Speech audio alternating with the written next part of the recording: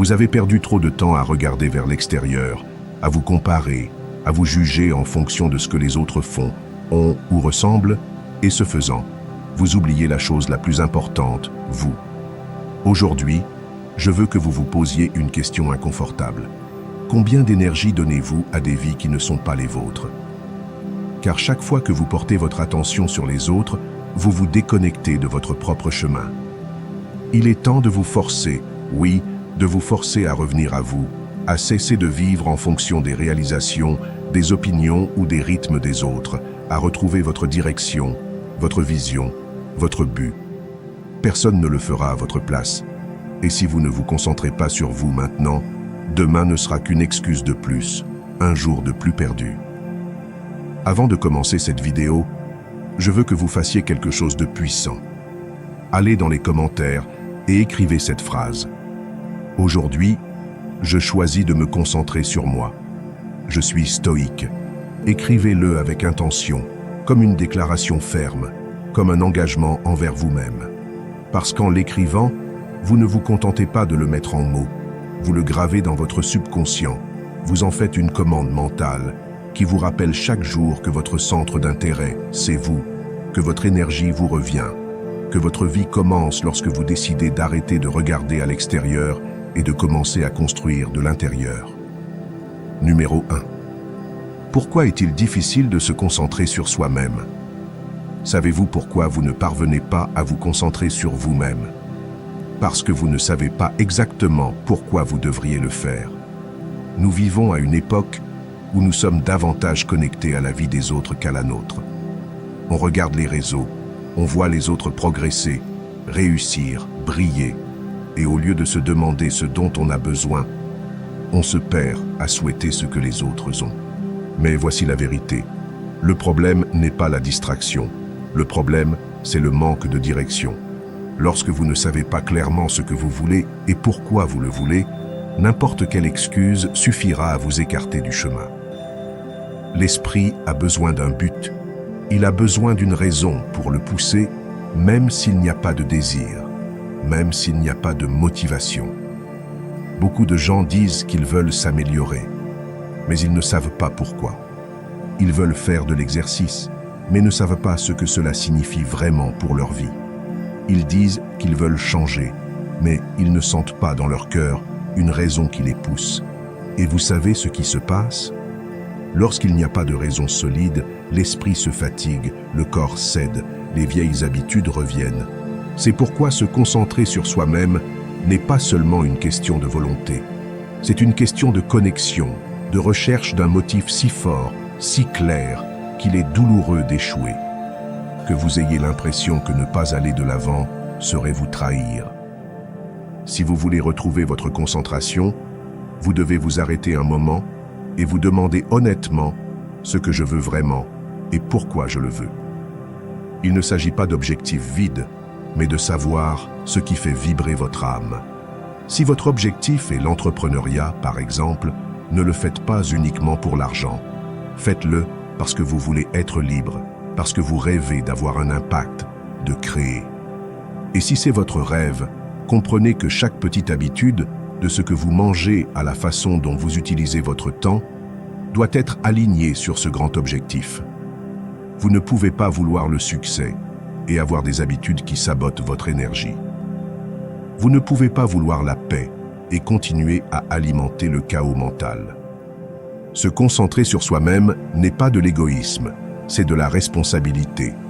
C'est se regarder dans le miroir et décider que sa vie ne sera pas le fruit du hasard, mais de son intention quotidienne. Mais cette intention n'apparaît pas par magie. Elle apparaît lorsque vous vous asseyez, que vous vous écoutez et que vous décidez de vivre avec un but. Vous ne vivez plus pour plaire, pour paraître ou pour impressionner. Vous vivez pour vous construire, pour grandir, pour honorer le potentiel que Dieu ou l'univers a mis en vous. Et c'est là que le stoïcisme entre en jeu. Cette philosophie ancienne nous rappelle que le contrôle externe est illusoire, mais que le contrôle interne est indispensable. Vous ne pouvez pas contrôler ce qui se passe à l'extérieur, mais vous pouvez contrôler votre esprit, vos habitudes, votre approche. Les stoïciens enseignaient que chaque action doit être guidée par la raison, la vertu et l'intention. Et c'est là la clé. Intention. Vivez-vous chaque jour avec une intention ou réagissez-vous simplement à ce qui se présente? Si vous avez du mal à rester concentré sur vous aujourd'hui, c'est probablement parce que vous n'avez pas approfondi votre pourquoi. Ce n'est pas un manque de temps, c'est un manque de clarté. Ce n'est pas de la paresse, c'est une déconnexion. Revenez à vous. Écoutez votre silence. Demandez-vous ce dont vous avez besoin pour guérir, ce que vous voulez créer, quel héritage vous voulez laisser. Une fois que vous le savez, faites de votre approche une forme d'amour de soi. Ne vous demandez plus comment je suis motivé, mais pourquoi je me laisse distraire. Parce qu'il y a déjà en vous tout ce dont vous avez besoin pour grandir. Il suffit de s'en souvenir. Et si vous devez commencer modestement, commencez par tenir votre parole. Si vous vous êtes dit que vous feriez de l'exercice aujourd'hui, faites-le. Si vous avez promis d'écrire dans votre journal, écrivez, même si vous n'en avez pas envie.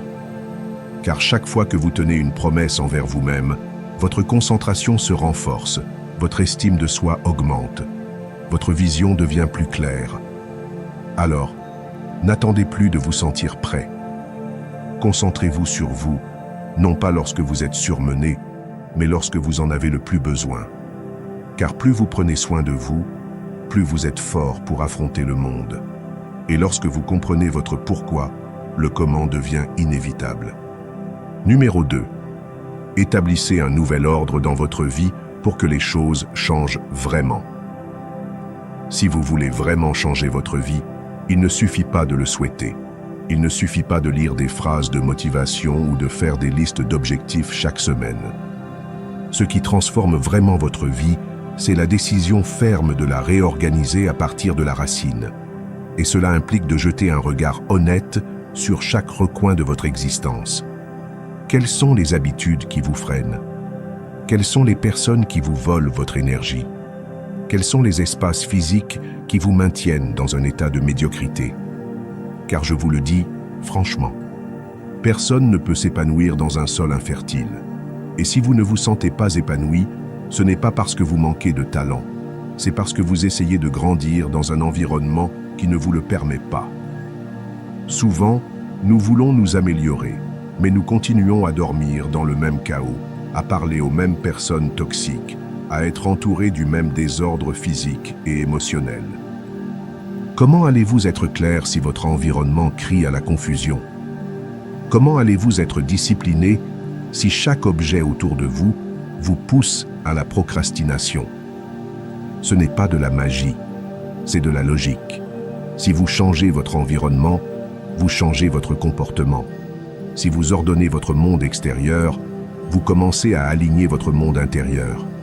Et réorganiser sa vie ne signifie pas devenir quelqu'un d'autre. C'est revenir à soi, mais sans les couches d'encombrement qui nous en empêchent. C'est se demander ce qui mérite de rester, ce qui doit partir, ce qui stagne et doit bouger. Faites un inventaire brutal et honnête. Ne vous mentez plus.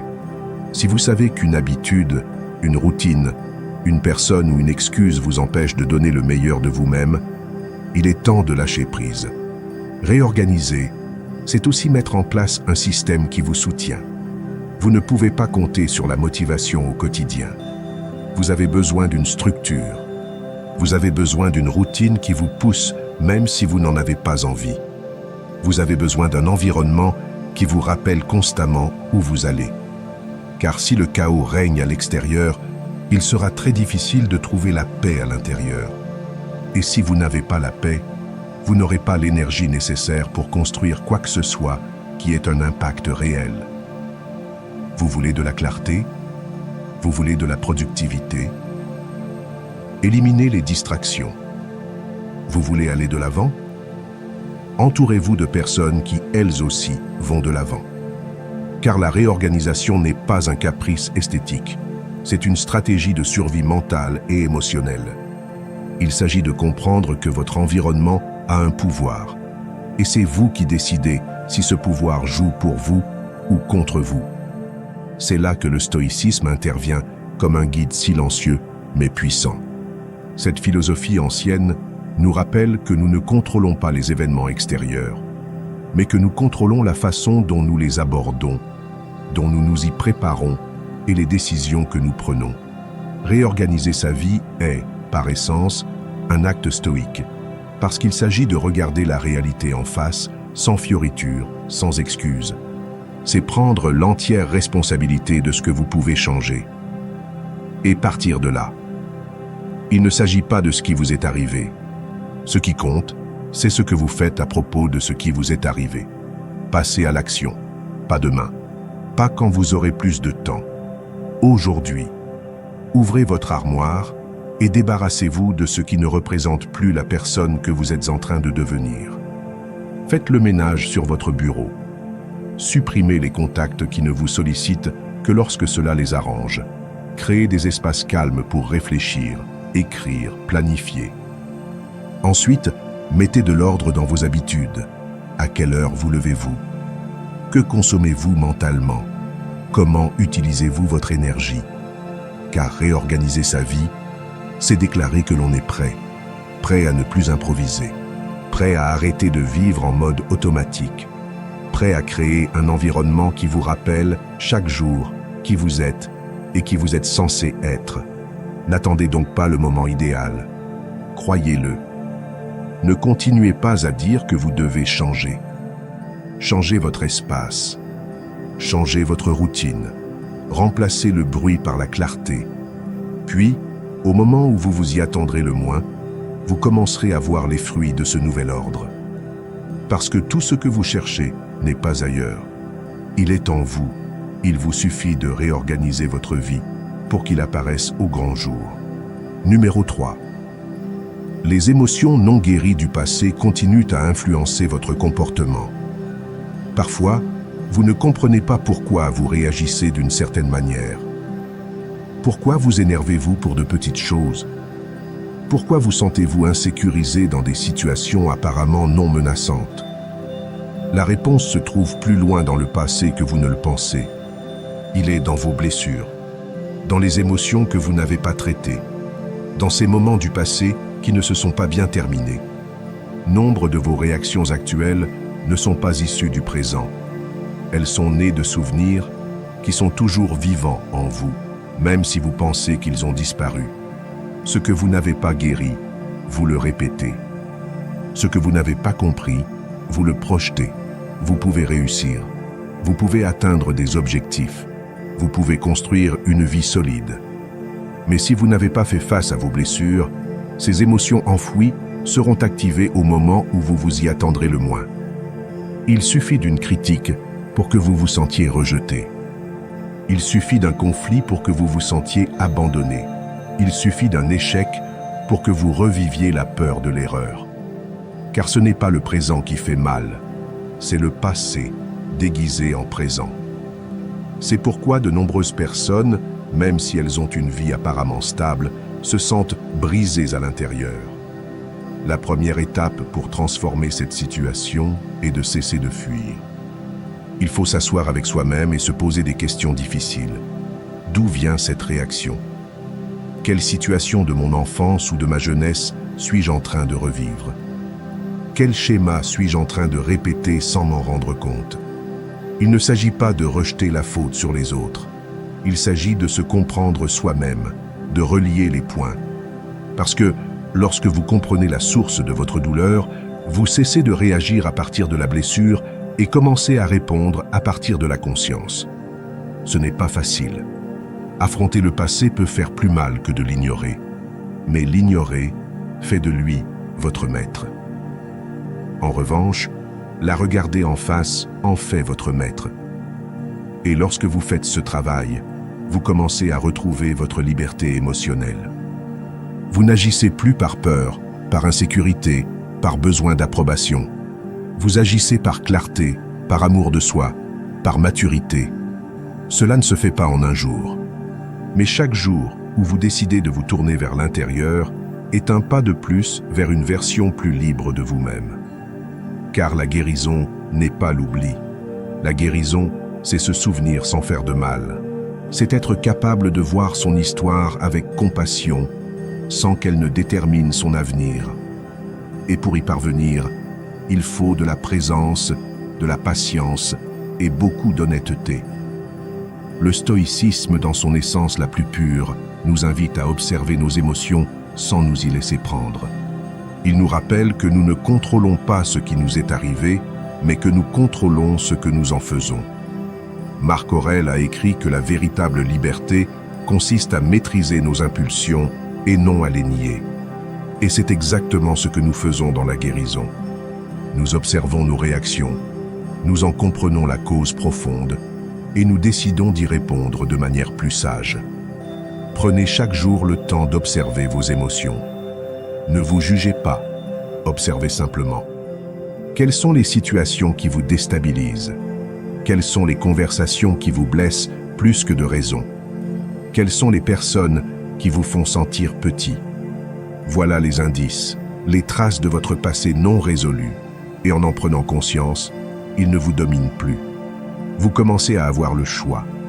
Il est également important de vous entourer d'environnements qui ne nourrissent pas vos blessures, de personnes qui ne jouent pas avec vos insécurités, d'environnements qui vous invitent à grandir et non à vous défendre. Parce que lorsque vous êtes dans un espace sûr, vous pouvez commencer à baisser votre garde. Et dans cet espace, vous pouvez commencer à guérir. N'oubliez pas que votre histoire vous a façonné, mais qu'elle ne vous définit pas. Les blessures existent, oui, mais la capacité de les guérir existe aussi en vous. Chaque fois que vous choisissez d'observer votre réaction et de la comprendre, vous modifiez votre histoire émotionnelle. Chaque fois que vous choisissez la maîtrise de soi plutôt que l'impulsivité, vous brisez un schéma. Et chaque fois que vous guérissez une partie de vous, vous cessez de transmettre cette douleur aux autres. Ne désespérez donc pas si vous avez l'impression que le processus est lent. L'important est que vous le fassiez, car alors que beaucoup continuent d'agir en fonction de leurs blessures sans le savoir, vous choisissez la prise de conscience. Et c'est là que commence la véritable transformation.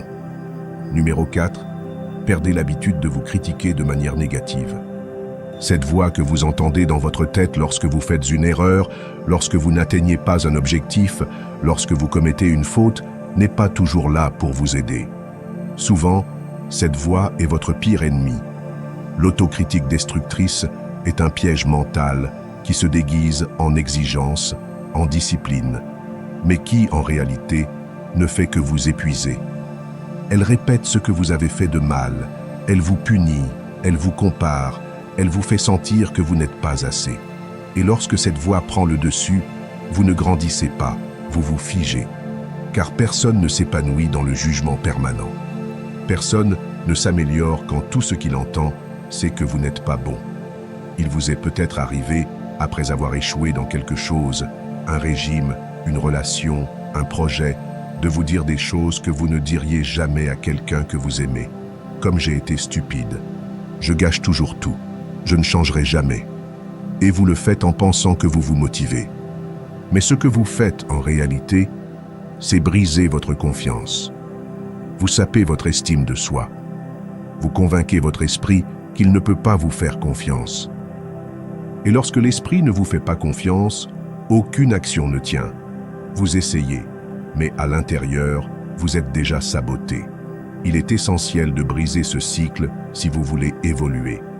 Car la croissance ne naît pas de la punition, elle naît de la compréhension. L'autocritique peut être utile lorsqu'elle est rationnelle, lorsqu'elle cherche une solution. Mais lorsqu'elle devient personnelle, blessante, implacable, ce n'est plus de l'autocritique, c'est de l'attaque personnelle, et personne ne s'améliore en se détestant. Ce que vous devez faire, c'est changer la façon dont vous vous parlez à vous-même. Non pas pour vous faire plaisir, non pas pour vous justifier, mais pour vous donner les moyens d'agir. Demandez-vous si cette critique m'aide à m'améliorer ou si elle ne fait que m'enfoncer davantage. Est-ce que je me parle comme un allié ou comme un ennemi? Car ce que vous dites à l'intérieur de vous façonnera la façon dont vous agirez à l'extérieur. Lorsque vous commettez une erreur, pratiquez l'auto-observation sans jugement. Dites « D'accord, ça ne s'est pas bien passé ». Qu'est-ce que je peux apprendre? Qu'est-ce que je peux ajuster? Comment puis-je aller de l'avant à partir de maintenant? C'est cela la maturité émotionnelle. C'est l'application du respect de soi. Il ne s'agit pas d'ignorer les erreurs, mais de les traiter avec la même compassion que l'on traite un être cher qui apprend. Parce que vous aussi, vous apprenez.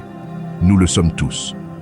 Le stoïcisme nous enseigne que ce qui détermine notre paix n'est pas ce qui nous arrive, mais la façon dont nous réagissons intérieurement à ce qui nous arrive. Épictète disait que ce ne sont pas les choses qui nous dérangent, mais les opinions que nous avons à leur sujet. Et cela vaut aussi pour vos erreurs. Ce n'est pas l'erreur en elle-même qui vous retient, c'est la façon dont vous l'interprétez. Si vous la voyez comme un reflet de votre identité, elle vous détruit. Si vous le considérez comme une occasion de vous améliorer, cela vous renforcera. Entraînez-vous à remplacer cette voix cruelle par une voix claire, ferme, mais pleine de compassion. Ne vous dites pas que je suis un désastre. Dites, je dois améliorer la situation et je sais que je peux le faire. Ne vous répétez pas que j'ai échoué. Dites, je comprends maintenant que ça n'a pas marché. Ce changement intérieur est plus puissant que n'importe quelle technique extérieure. Car un esprit qui parle bien, agit bien. Il prend des risques, il apprend, il persiste. Ne tombez pas non plus dans le perfectionnisme. S'attendre à ce que tout soit parfait est une autre forme de sabotage. Car tout ne sera jamais parfait. Et si vous attendez de la perfection qu'elle vous fasse sentir digne, vous ne vous sentirez jamais assez digne. Acceptez vos échecs comme faisant partie du processus, non pas comme un échec de votre valeur, mais comme faisant partie de votre évolution. Chaque fois que vous vous jugez sévèrement, faites une pause, respirez et changez de discours. Parlez à vous-même comme vous parleriez à une personne que vous admirez profondément. Car cette personne, c'est vous. Et si vous ne vous soutenez pas, qui le fera? N'oubliez pas que l'autocritique destructrice ne vous rend pas fort. Ce qui vous rend fort, c'est la capacité à vous observer, à vous corriger et à aller de l'avant sans détruire votre identité au cours du processus. Plus on se comprend, moins on se punit. Et lorsque vous cessez de vous punir, vous commencez à vous construire. Cinquièmement, utilisez la douleur comme rampe de lancement. La douleur ne vient pas pour vous détruire, même si c'est parfois l'impression qu'elle donne. Elle vient vous transformer. Ce qui vous blesse aujourd'hui peut être la base de votre force demain, si vous choisissez de l'utiliser à bon escient. La souffrance fait inévitablement partie de la vie, mais c'est à vous de décider si vous restez bloqué ou si vous en faites le tremplin qui vous propulsera vers une version plus forte et plus consciente de vous-même. Et oui, cela fait mal au début. Ça fait mal de perdre, ça fait mal d'échouer, ça fait mal d'être rejeté, ça fait mal quand quelque chose ne se passe pas comme on l'avait prévu. Mais la douleur, quand on la regarde, est un signe, une alarme, un professeur. Vous n'êtes pas ici pour vous la couler douce. Vous êtes ici pour grandir. Et la croissance ne se fait pas dans le confort. Elle se fait quand quelque chose se brise, quand l'âme est ébranlée, quand vous êtes confronté à une vérité que vous ne vouliez pas accepter. Mais si vous apprenez à être présent au milieu du chaos, si vous vous demandez ce que cela m'apprend, alors vous utiliserez la douleur comme une plateforme et non comme une prison. La plupart des gens veulent échapper rapidement à la souffrance. Ils veulent l'anesthésier, l'éviter, se distraire. Mais la sagesse est de la traverser, car de l'autre côté de la douleur se trouve votre évolution. Vous êtes peut-être dans un moment difficile en ce moment. Vous avez peut-être l'impression que les choses n'ont pas de sens, que tout ce que vous essayez tourne mal, que l'univers est contre vous. Mais laisse-moi te dire une chose, tu n'es pas puni, tu es en train de te forger. Vous n'êtes pas rejeté, vous êtes réorienté. La douleur est le moyen qu'utilise la vie pour vous forcer à regarder en vous-même, à vous remettre en question, à vous reconstruire. Et comment faites-vous cela? En changeant le récit, en cessant de vous demander pourquoi cela m'arrive, et en vous demandant plutôt ce que je peux apprendre de cette situation. Remplacez l'histoire de la victime par celle de l'apprenant. Au lieu de répéter que cela me brise, dites que cela m'apprend.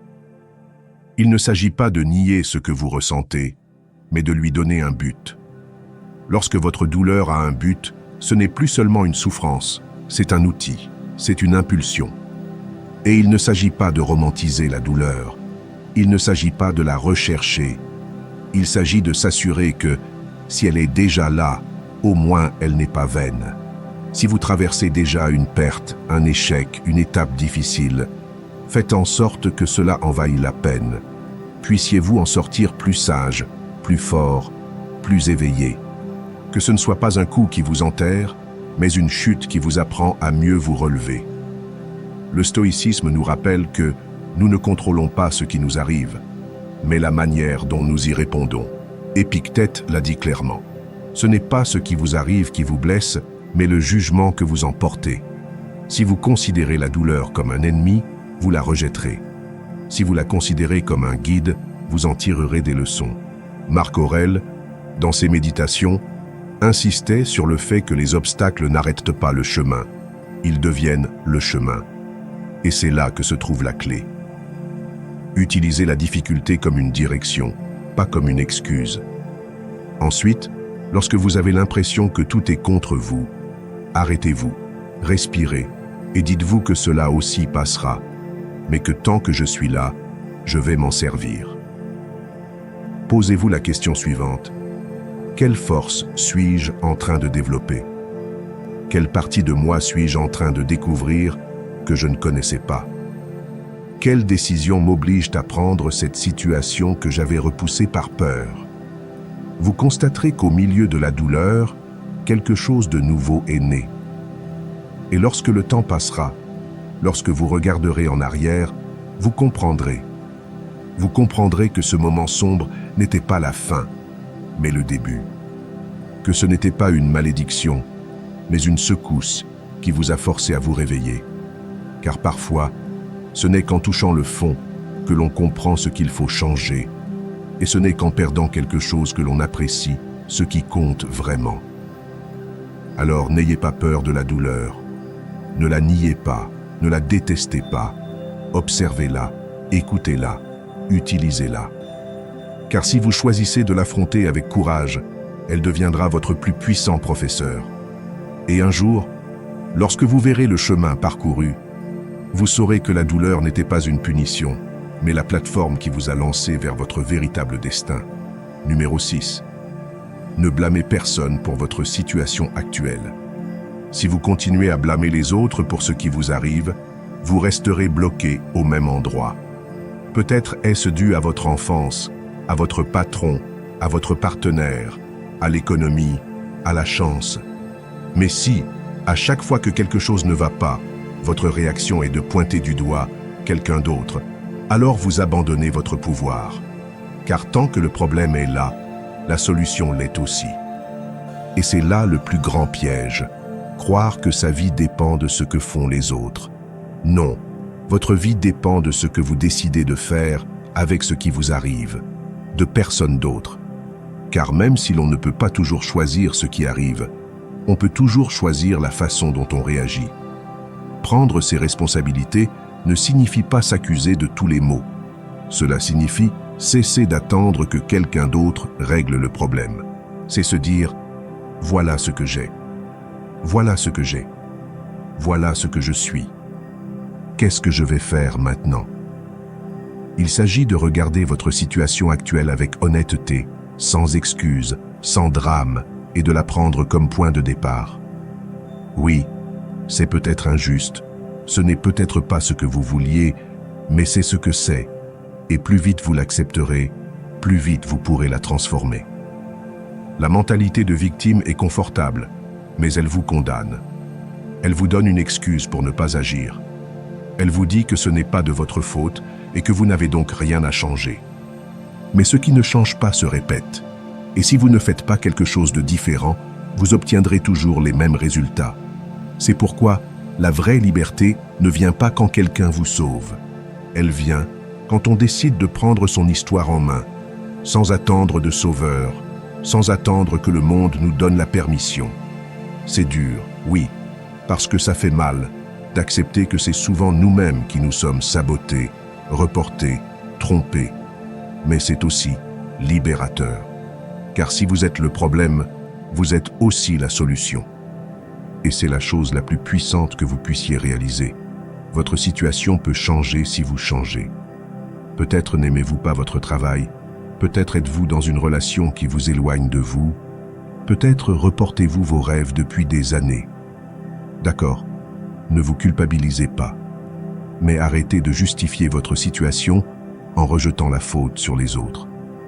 Personne n'a autant de pouvoir sur vous, à moins que vous ne le lui donniez. Si vous ne pouvez pas changer l'extérieur immédiatement, changez l'intérieur, changez votre attitude, changez votre approche, changez vos habitudes, changez votre récit. Et c'est là que le stoïcisme entre en jeu. Cette philosophie ancienne enseigne que nous ne sommes pas esclaves de ce qui nous arrive, mais de la manière dont nous l'interprétons. Épictète disait que ce qui nous perturbe, ce ne sont pas les faits, mais les opinions que nous avons à leur sujet. Marc Aurèle insistait sur le fait que le pouvoir est dans l'esprit, dans notre capacité à répondre par la vertu et la raison. Prendre ses responsabilités est par essence un acte profondément stoïque. C'est cesser de vivre en réagissant et commencer à vivre en choisissant. Si vous vous sentez pris au piège aujourd'hui, ne regardez pas à l'extérieur, regardez en vous. Qu'est-ce que vous pouvez commencer à changer aujourd'hui, si peu que ce soit? Quelle habitude pouvez-vous éliminer? Quelle excuse pouvez-vous cesser de répéter? Quelle décision remettez-vous à plus tard alors qu'elle pourrait donner une nouvelle direction à votre vie?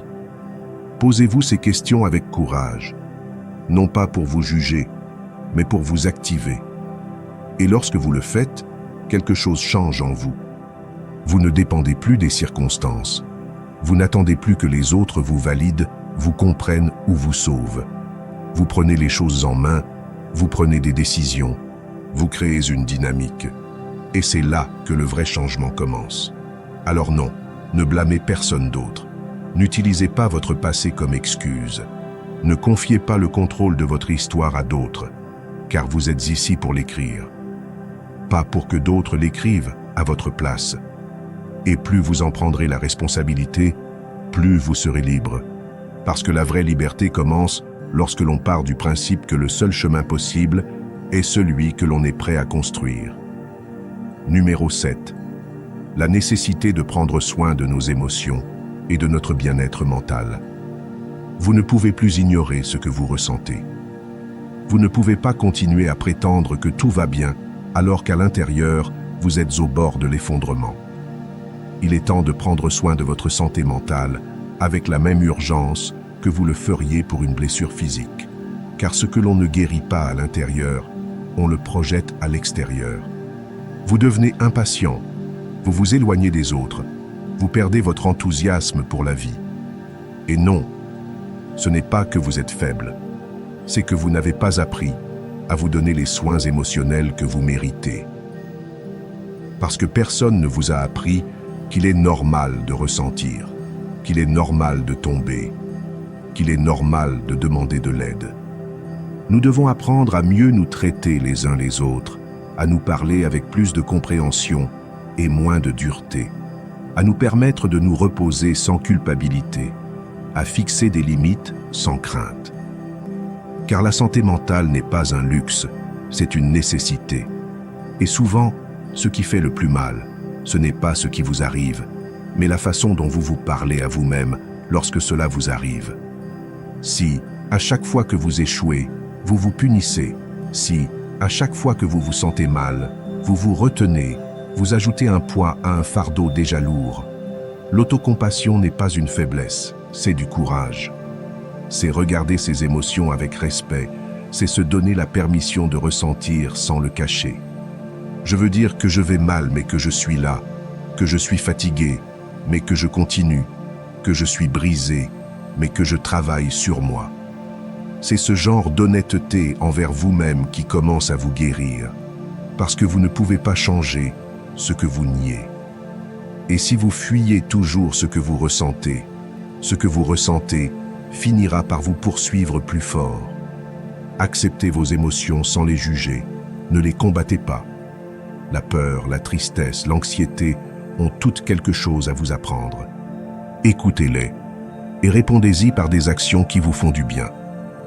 Allez vous promener, respirez profondément, écrivez, méditez, parlez à quelqu'un, demandez de l'aide si vous en avez besoin. Faites ce que vous avez à faire, mais ne retenez rien, car ce que vous retenez pourrit et ce que vous exprimez avec respect se transforme.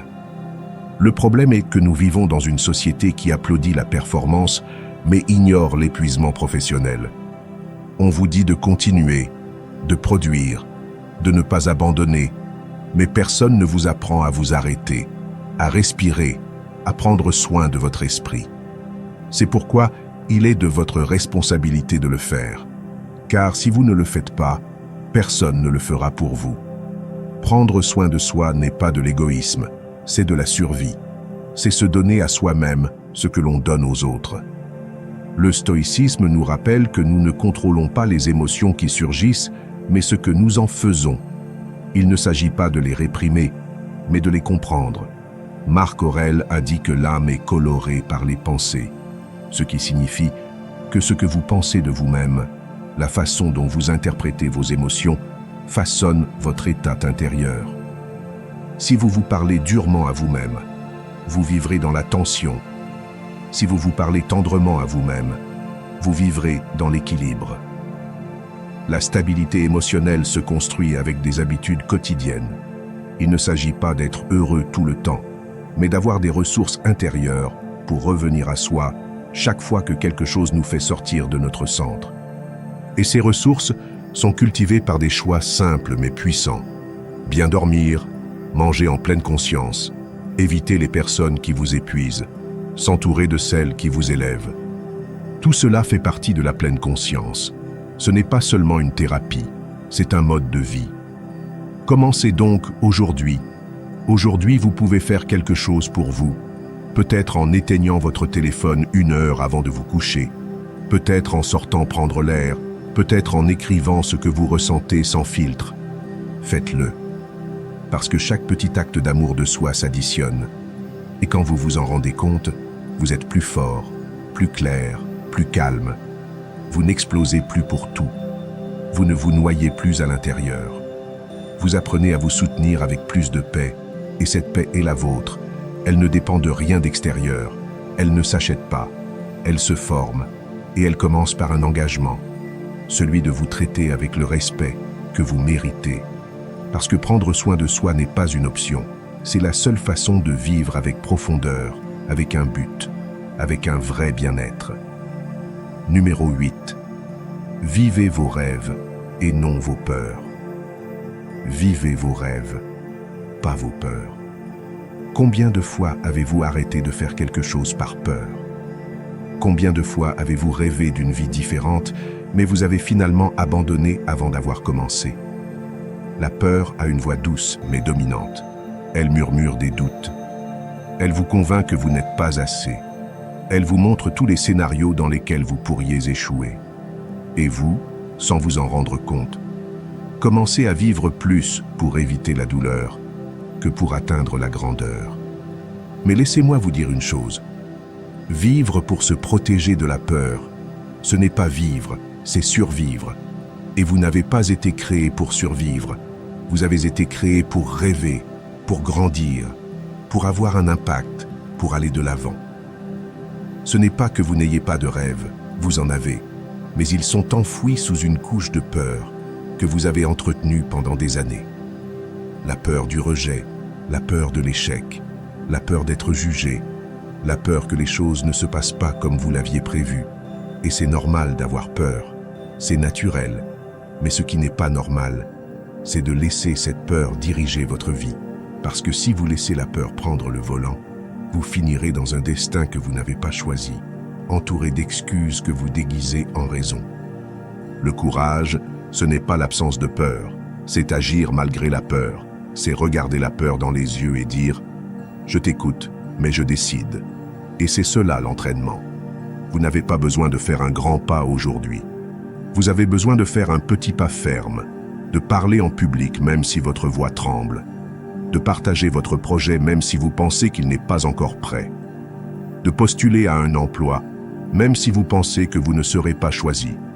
Parce que chaque fois que vous agissez malgré la peur, vous gagnez en puissance, vous devenez plus fort, plus libre, plus vous. Vous n'êtes pas venu dans cette vie pour rester dans la zone de sécurité. Vous êtes venu pour expérimenter, pour créer, pour faire des erreurs et apprendre. Et tout cela commence par une décision, celle d'arrêter de vivre selon vos peurs et de commencer à vivre selon vos rêves. Parce que vos rêves ne sont pas des caprices, ce sont des indices, ce sont des appels. Les ignorer, c'est s'ignorer soi-même, et passer sa vie à se nier soi-même est la plus grande perte que vous puissiez subir. Vous ne vous sentirez pas en sécurité à 100%. Vous n'aurez pas de garantie, et c'est normal.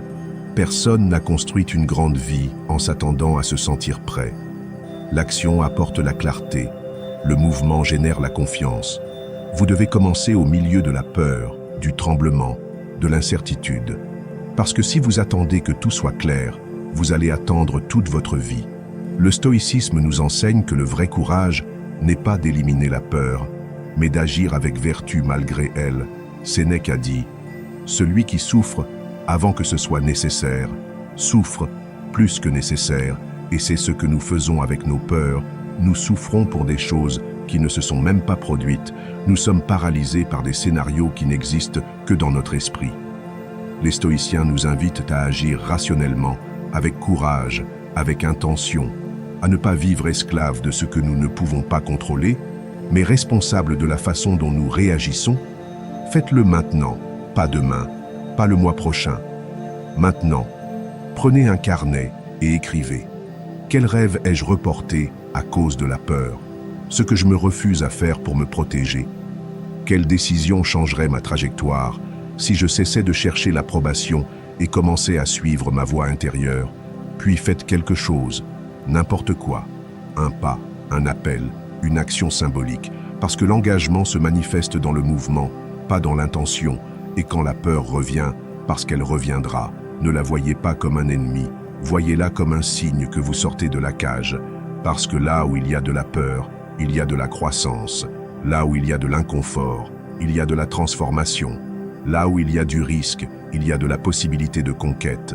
Le prix de la peur est une vie à moitié vécue. Le don du courage est une vie qui vaut la peine d'être racontée.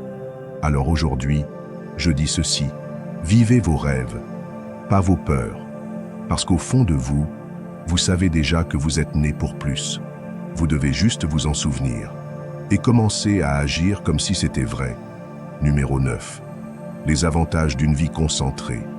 Quand vous vivez sans concentration, vous vous sentez constamment épuisé. Vous sautez d'une chose à l'autre. Vous faites beaucoup, mais vous n'avancez pas. Et à la fin de la journée, ce qui reste est un sentiment de vide. Comme si quelque chose manquait, même si vous avez été occupé tout le temps. Et vous savez pourquoi cela se produit. Parce qu'être occupé n'est pas la même chose qu'être concentré.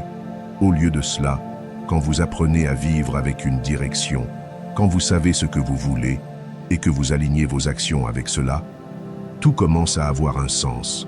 Non pas parce que les problèmes disparaissent, mais parce que vous arrêtez de gaspiller votre énergie sur ce qui n'a pas d'importance. Vivre avec concentration n'est pas vivre avec rigidité. C'est avoir de la clarté. C'est se réveiller chaque matin en sachant ce qui est utile et ce qui ne l'est pas, ce qui ajoute à votre objectif et ce qui vous distrait. Et cette clarté change tout. Elle vous permet de dire non sans culpabilité. Elle vous permet d'établir des priorités. Elle vous permet d'aller de l'avant sans que le bruit du monde ne vous tire vers le bas.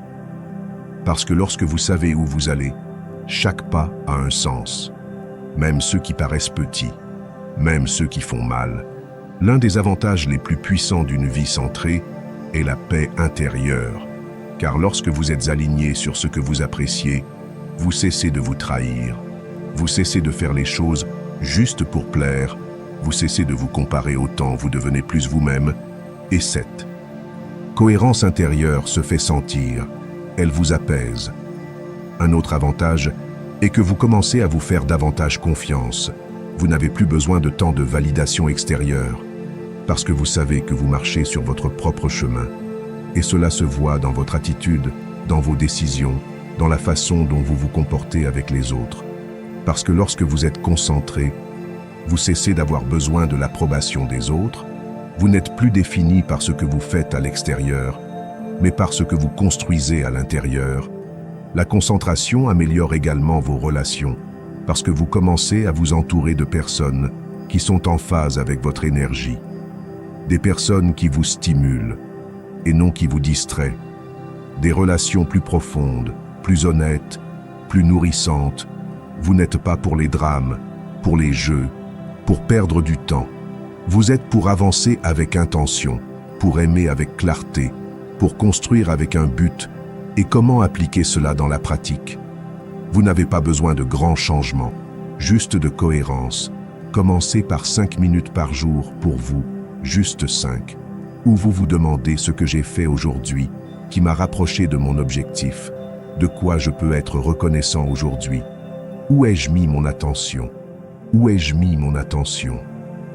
Parce que ce qui n'est pas mesuré ne s'améliore pas, et ce qui n'est pas apprécié est perdu. Célébrez les petites réussites, valorisez vos efforts, reconnaissez votre croissance, parce que la concentration est également alimentée par la célébration, pas seulement par la discipline. Vous n'avez pas besoin d'avoir tout compris pour vous concentrer.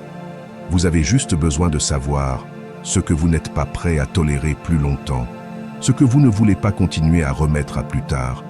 Et à partir de là, vous commencez jour après jour, pas à pas, parce que la concentration n'est pas un but, c'est une pratique, une façon de vivre, une décision constante. Le stoïcisme nous enseigne que nous ne pouvons pas contrôler tout ce qui se passe à l'extérieur, mais que nous pouvons contrôler où nous dirigeons notre attention. Sénèque a dit, « Ce n'est pas que nous avons peu de temps, c'est que nous en perdons beaucoup. » Et il avait raison. Nous perdons du temps à nous inquiéter de ce qui ne dépend pas de nous, à courir après ce dont nous n'avons pas besoin, à nous comparer à ce que nous ne sommes pas. Mais si vous décidez de vivre en vous concentrant, vous récupérez ce temps, vous l'investissez dans ce qui compte, dans ce qui vous transforme, dans ce qui laisse une trace. Alors offrez-vous ce cadeau, la concentration, non pas pour en faire plus, mais pour vivre mieux, pour vivre avec moins de bruit et plus de sens, pour construire une vie qui vous ressemble. Aujourd'hui, vous pouvez commencer. Vous n'avez pas besoin d'une vie parfaite, juste d'une décision, de vous choisir, de choisir vos valeurs, de choisir votre chemin, parce que lorsque vous vous concentrez, tout le reste est ordonné.